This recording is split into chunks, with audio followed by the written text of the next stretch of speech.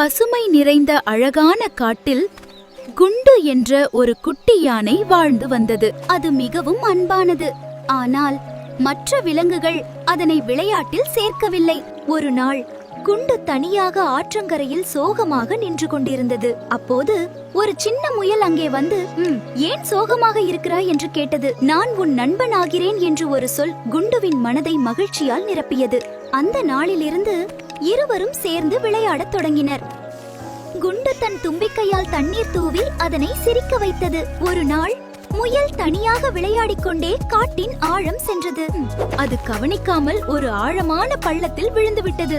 காப்பாற்றுங்கள், காப்பாற்றுங்கள் என்று முயல் மிகவும் பயந்து போய் அங்கே இருப்பவர்களிடம் உதவி கேட்டு உரக்க கூச்சலிட்டது.